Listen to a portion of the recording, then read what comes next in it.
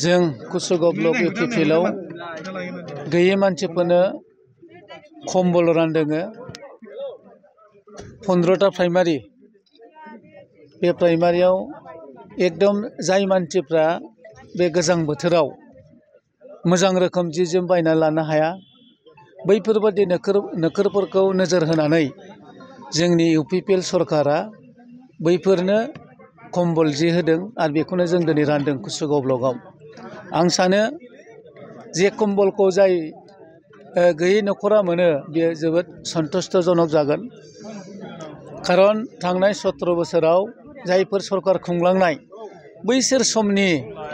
बैसोरो जाय जे समाव कम्बलफोर होदोंमोन बै कम्बल आरो जोंनि दानि कम्बल बे आकाश पाताल।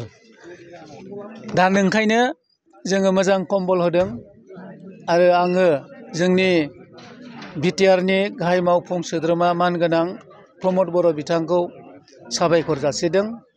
बिथाङा जि मावो बे ओंथि गोनां आरो बिथाङा नोजोर होनानै मावो जाहाथे जेबो जायै। दिनै कम्बल होदों, साथा कम्बलनि राजनिति खालामा होनबाय थादोंमोन जोङो, नाथाय मा रायजो राजानि बिनायाव रायजो गोबां गोरिब नखर दङ दिनै गांसे कम्बल बायनो हानायनि सुबिदायानो गैया बिथांमोनहा।